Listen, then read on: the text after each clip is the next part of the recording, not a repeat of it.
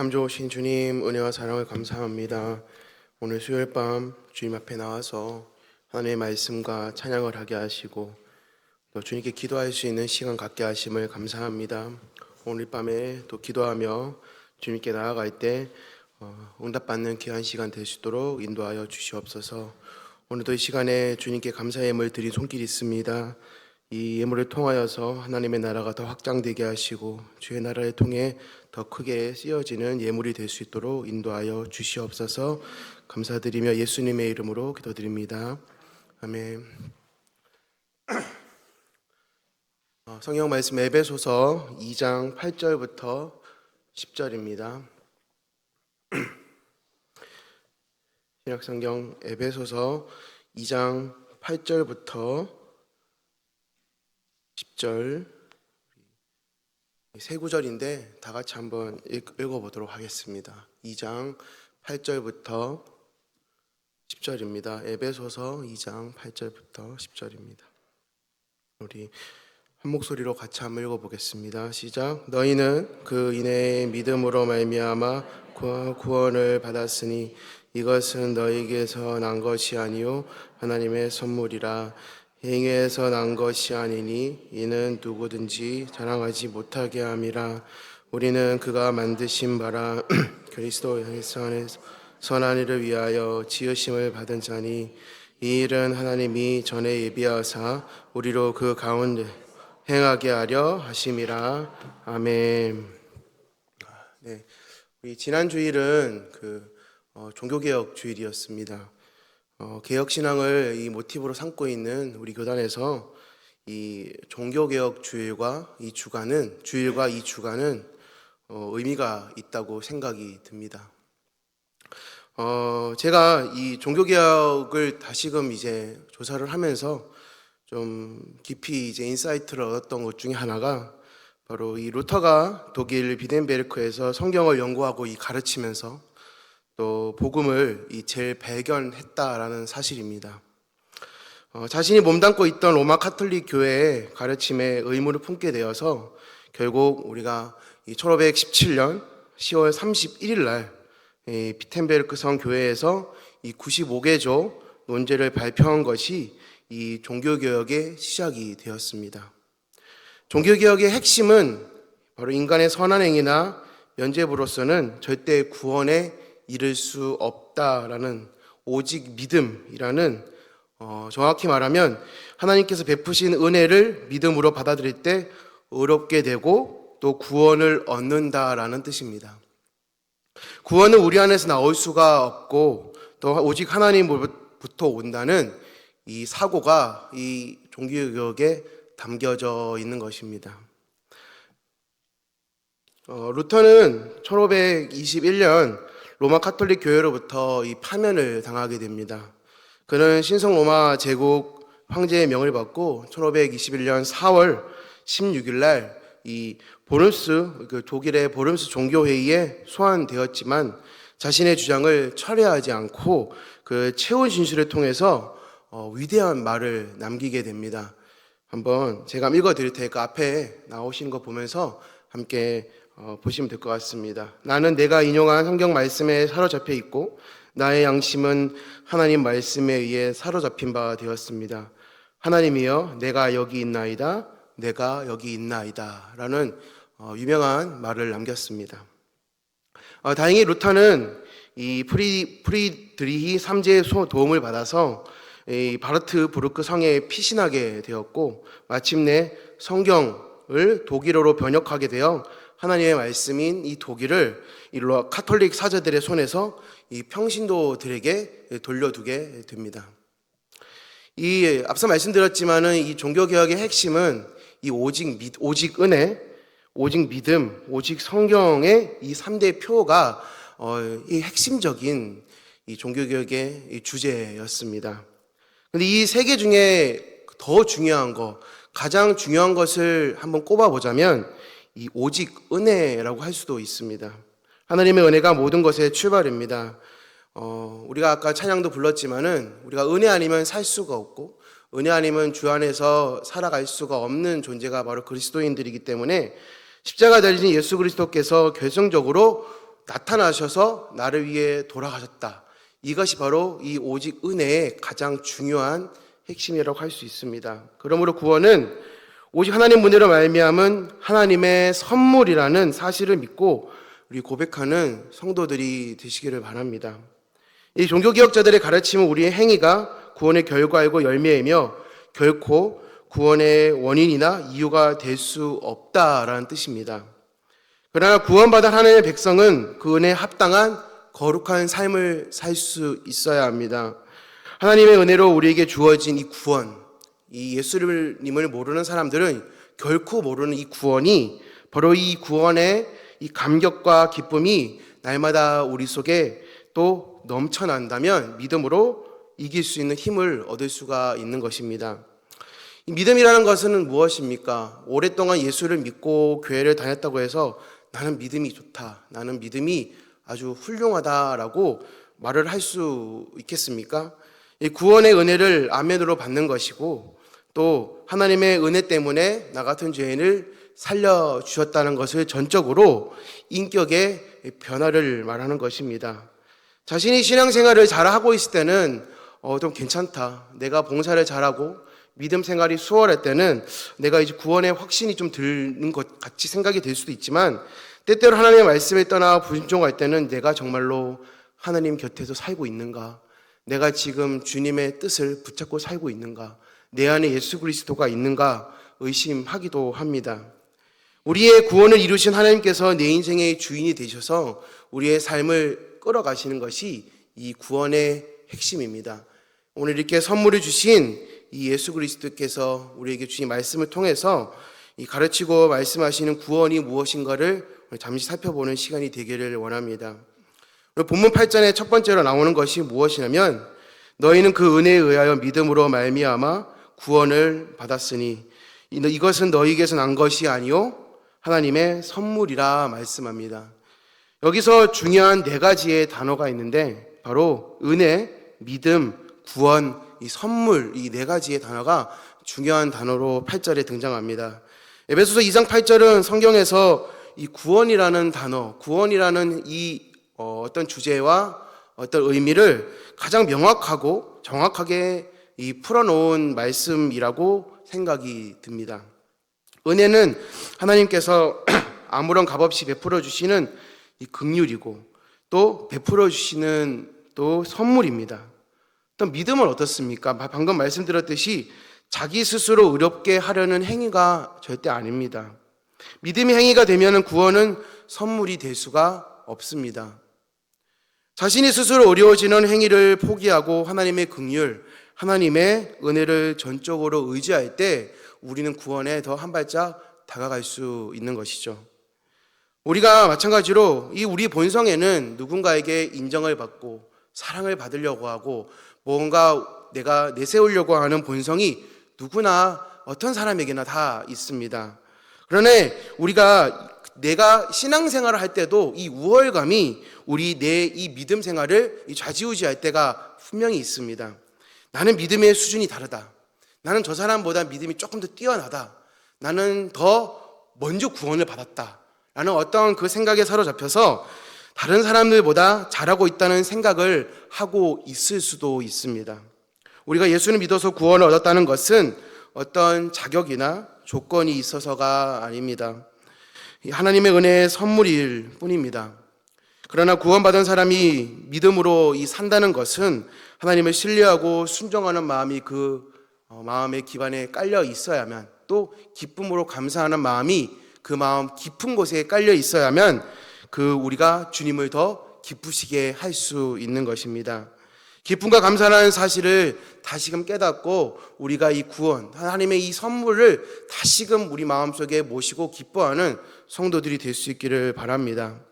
내가 받은 것이 기쁨으로 여겨지기 위해서는 방금 말씀드렸듯이 감사가 있어야 합니다. 하나님을 기뻐하는 것은 구원의 은혜와 감격이 넘칠 때 나타나는 것입니다. 느헤미야 8장 10절 말씀의 하반절 말씀에 보시면 여호와로 인하여 기뻐하는 것이 너희의 힘이니라 말씀하셨고, 또 시편 37편 4절에 보시면 또 여호와를 기뻐하라 그가 내 마음의 소원을 내게 이루어 주시리로다 말씀합니다. 이 기쁨의 반대말은 여러분은 무엇이라고 생각하십니까? 슬픔이 아니라 이 무감각입니다. 영적인 감각이 없는 것입니다. 그렇다면은 이 사랑의 반대말은 무엇인 줄 아십니까? 머릿속에 많은 것이 떠오르실 텐데 미움이나 증오 뭐 이런 것이 떠오를 수도 있지만 이 사랑의 반대말은 이 무관심입니다. 구원이 하나님께서 베풀어 주시는 은혜의 선물임을 깨달았을 때 영적인 감각이 되살아나게 됩니다. 그러나 그것이 없다면은 우리는 말씀에 대해서 무관심하게 되고 무감각하게 되는 것입니다. 마찬가지입니다. 죄를 이길 수 있는 강력한 무기는 이 구원의 은혜와 즐거움을 다시 회복하는 것입니다. 우리가 오랫동안 예수를 믿어왔던, 교회를 오랫동안 다녔던, 어떤 직분이 있던 없던 간에 주의 안에서 기뻐하고 감사와 즐거움이 넘친다는 것은 매우 중요한 것입니다. 매일의 삶 속에서 나 같은 죄인도 오직 하나님의 은혜의 선물인 구원을 받았다는 기쁨과 감사를 이 세상에 빼앗기지 않는 여러분들이 될 수 있기를 간절히 바랍니다. 두 번째로는 본문 9절에 나오는 행위에서 난 것이 아니니 이 누구든지 자랑하지 못하게 함이라 말씀합니다. 오늘 이 9절에서 말씀하는 이 자랑하지 못하게 한다는 이유가 무엇입니까? 구원은 율법을 지키거나 어떠한 선한 행위, 인격적인 어떤 수양이나 거룩한 일을 해서 얻어지는 것이 아니라고 말씀을 했습니다. 예수 그리스도의 십자가의 공로를 의지함으로 얻을 수 있는 것이기에 누구든지 자랑할 수가 없다라는 뜻입니다. 구원은 우리의 신앙의 행위, 노력에 의해서 자지우지가 될 수 없는, 이게 바뀔 수가 없는 것입니다. 자신이 교회에서 봉사를 많이 했거나 전도를 많이 했다고 해서 내가 구원의 어떤 레벨이 올라간다, 절대 그렇게 될 수가 없는 것이죠. 로마서 3장 20절 말씀에 그러므로 율법의 행위로 그의 앞에 의롭다 하심을 얻을 육체가 없나니 율법으로는 죄를 깨달음이니라 말씀합니다. 인간이 이 세상에서 아무리 윤리적이나 도덕적으로 아무리 훌륭하다고 해도, 아무리 대단하다고 해도 우리는 죄인일 수밖에 없습니다. 하나님과 영적으로 단절된 삶이 그 가운데 있다면 그것은 스스로 힘에 의해서 단절된 하나님과의 관계를 회복시킬 수가 없다면 우리가 십자가의 사랑으로 다시금 회복하는 작업이 우리 믿음 생활 가운데, 그리스도인 가운데 분명히 필요하다는 뜻입니다. 바울은 고린도전서 2장 2절 말씀에 내가 너희 중에서 예수 그리스도와 그가 십자가에 못 박히신 것 외에는 아무것도 알지 아니하기로 작정하였음이라 말씀합니다. 이 고린도전서 2장 2절 말씀에 이 말은 이 바울의 굉장한 고백이 아닐 수 없습니다. 예수 그리스도가 십자가에 못 박혔다는 것은 무엇을 의미합니까? 이 세상에 어떤 사람도 자신의 행위나 조건으로 구원을 얻을 사람이 없다라는 뜻입니다. 구원받은 사람의 백성들은 자신이 하나님 앞에서 어떤 죄인인지를 확인하고는 아무것도 주 앞에서 자랑할 것이 없습니다. 제가 어렸을 때 읽었던 이 책 중에 아마 잘 아시다시피 철로역정이라는 책이 있습니다. 철로역정 여러분 보시다시피 아시다 보면은 이 결국은 죄인이 주 앞에서 무릎 꿇고 내가 저 멀리 본향 천국에 다가가는 그 과정이 얼마나 험난하고 역경이 많습니까? 우리의 삶도 마찬가지입니다. 예수 그리스도 앞에 나아가는 것, 천국에 나아가는 그 길이 우리가 되게 평탄하고 힘들지 않다면 우리가 이 구원의 은혜에 감격하는 그 모습이, 그 마음이 되게 줄어들 수밖에 없을 것입니다. 그러나 오랜 생활 동안 신앙생활을 하다 보면은 아까 말씀드렸듯이 자신의 업적을 자랑할 수밖에 없는 유혹에 빠지기 쉽습니다. 하나님 없이 혼자서 할 수 있는 그런 마음이 생길 수도 있는 것입니다. 그러나 그리스도인들은 절대 우리가 그리스도 없이, 예수 그리스도 없이 절대 우리는 한순간에도 살 수가 없습니다. 주님, 하나님의 언의가 아니면 단 하루도 살 수가 없습니다라는 이 기도의 고백이 저와 여러분들의 고백이 될 수 있기를 바랍니다. 그래서 우리 심령 속에, 내가 우리 마음 속에 이 가지고 있는 것을 자랑하는 것이 아니라 내 속에 임한 하나님의 은혜를 자랑할 수 있을 때, 그때 바로 이곳에 하나님께서 임하시고 바로 우리가 바라고 원하고 기도하는 모든 것들이 응답될 줄을 믿습니다. 고린도전서 1장 29절에 바울이 고백한 대로 이는 아무 육체도 하나님 앞에서 자랑하지 못하게 하려 하심이라 했습니다. 우리 중에 누구든지 예수 그리스도의 십자가를 통하지 않고는 구원을 얻을 수 없습니다. 이 자리에 나와 계시는 모든 분들은 이미 이 구원에 대해서 다 완벽하게 습득을 하셨고 마음으로 고백을 하셨을 것이라 믿습니다. 그러나 우리가 겸손히 매일매일의 삶을 아침에 딱 일어나서도 하나님 나에게 하루를 주신 그 은혜에 감격하며 그렇게 믿음의 삶 속에서 주님의 손길을 경험하는 귀한 여러분들의 모습이 될 수 있기를 간절히 바랍니다. 세 번째로 본문 10절에서는 세번역 성경에는 이렇게 보면 이렇게 기록을 하고 있습니다. 제가 드리겠습니다. 우리는 하나님의 작품입니다. 선한 일을 하게 하시려고 하나님께서 그리스도 예수 안에서 우리를 만드셨습니다. 하나님께서 이렇게 미리 준비하신 것은 우리가 선한 일을 하며 살아가게 하시려는 것입니다. 라고 세번역 성경에서는 이렇게 표현을 하고 기록을 하고 있습니다. 구원은 선행으로 얻을 수가 없지만 구원받은 성도들은 선행을 실천하면서 실천하지 않을 수가 없습니다. 우리는 하나님께서 선한 일을 행하도록 예비된 하나님의 작품이라는 뜻입니다. 상품이 아닙니다. 상품이라는 것은 대량 생산이 가능하지만 작품은 어떻습니까? 멀리 박물관이나 어떤 전시회 가가지고 딱 한 작품을 보면서 멋지다. 세상에 이거밖에 없구나. 라는 것 보면서 감격하고 감동하고 감탄하는 게 작품입니다. 마찬가지입니다. 선한 행위를 통해서 구원을 얻는 것이 아니고 구원을 얻었기 때문에 하나님 앞에서 선한 일을 하면서 우리의 모습과 우리의 마음을 단련해 나가는 것입니다. 구원은 행위로 얻을 수가 없습니다. 이 말씀은 선한 행위가 중요하지 않다는 것은 아닙니다. 선한 행위가 결국 구원의 방법은 될 수는 없지만 선한 행위는 구원을 받은 목적이 될 수 있습니다. 그렇다면 구체적으로 우리의 삶 가운데 어떠한 모습으로 우리의 삶의 모습을 갖고 나가야 될까요? 하나님의 형상대로 창조된 인간이 마땅해야 할 일은 바로 인간의 제외된 목적, 바로 하나님을 영화롭게 하고 하나님으로 말미암아 영원토록 즐거워하는 것이 우리 삶 속에 계속적으로 매일의 삶 속에 끊임없이 있어야 합니다. 하나님에 대해서 무관심했던 사람이 구원을 얻고 새 생명을 얻게 되었다면 그분의 말씀을 듣고 순종하는 것이 우리 삶 속에 가장 첫 번째 순위가 됩니다. 우리가 오래전에 예수를 믿었건 최근에 예수를 믿었건 또 우리가 전도의 사람들이 많건 우리 마음속에 있던 간에 다른 사람의 필요를 채워주기 위해서 우리가 노력하는 모습이 우리 그리스도인 마음 가운데서는 있어야 합니다. 예수 그리스도 안에서 영적인 새로운 삶이 바로 이 십자가의 복음 안에서 시작이 되는 것입니다. 그리고 고린도후서 5장 17절 말씀에 그런즉 누구든지 그리스도 안에 있으면 새로운 피조물이라 이전 것은 지나갔으니 보라 새 것이 되었도다 말씀합니다. 새로운 피조물은 완성된 모습으로 태어나는 것이 아니라 거룩한 그 선한 일을 위한 생명의 어린아이로 출생을 하는 것입니다. 분명히 예수 믿고 구원을 받았는데 우리의 삶은 어떻습니까? 저 또한 마찬가지입니다. 악한 생각을 계속하고 남을 미워하고 신경질적이고 고난을 싫어하고 회피하게 되고 그런 마음이 우리 마음속에는 항상 있습니다. 마찬가지입니다. 완성된 작품이 하나도 없습니다. 이미 구원은 받았지만은 아직 완성되지 않은 것입니다. 그 구원에 합당한 삶, 하나님이 만드신 선한 목적을 위해서 치열한 삶의 현장 속에서 하나님을 닮아가는 여러분들의 영적인 모습이 될 수 있기를 원합니다. 사실 신앙생활은 이 성공보다 실패가 더 많다고 합니다. 실패라는 것이 예수님을 떠난다 이 뜻이 아니라 이 실제적으로 이 예수님 안에서 내가 더 높아지려 하고 예수님 안에서 더 뭔가를 하려고 하는 우월감 때문에 힘들어지고 관계 속에서 나오는 어려움이라는 뜻입니다. 그렇기 때문에 하나님 날마다 구원받은 하나님의 백성들을 이 거룩의 자리로 이끌어내게 하시는 것입니다.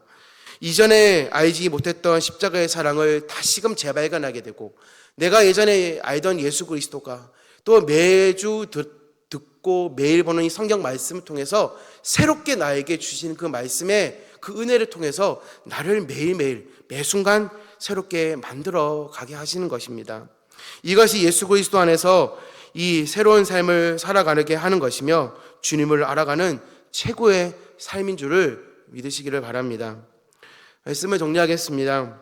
구원은 이 단순히 어떤 천국행 티켓을 확보하는 것이 아니라 하나님의 은혜의 선물임을 기억하고 하나님을 기뻐하는 삶입니다. 오늘 우리 수요기도에 나오신 모든 성도들은 이 모든 내용을 또 이 모든 것을 다 믿으시리라 믿습니다. 그러므로 자신의 행위, 능력을 자랑하는 것이 아니라 하나님의 은혜를 자랑하는 것입니다. 그리고 우리를 왜 구원해 주는지, 나를 왜 이 자리에 앉게 하시고 기도하게 하셨는지를 다시금 되돌아보는 것이 바로 이 구원의 목적입니다. 내가 이 교회 안에서 예배드린 이 순간을 벗어나서 교회 밖에서의 나의 삶이 어떻게 보면 일주일의 삶에서 더 긴데 그 삶 속에서 우리는 어떠한 삶을 살아갈 수 있어야 되는가? 누구를 만나고 누군가 대화하고 어떤 생각을 하고 어떤 행동을 취하고 어떤 걸 보면서 살아갈 때 우리가 그 안에서 복음 안에서 누리는 기쁨으로 우리가 살아갈 수 있어야 된다는 뜻입니다. 이 모든 것이 하나님의 귀한 선물인 줄을 깨달으시고 날마다 하나님의 아름다운 작품으로 만들어져가는 귀한 우리 동교회 성도들이 될 수 있기를 예수 그리스도의 이름으로 간절히 소망합니다. 아멘. 시간의 말씀을 기억하시면서 함께 기도하며 나가도록 하겠습니다.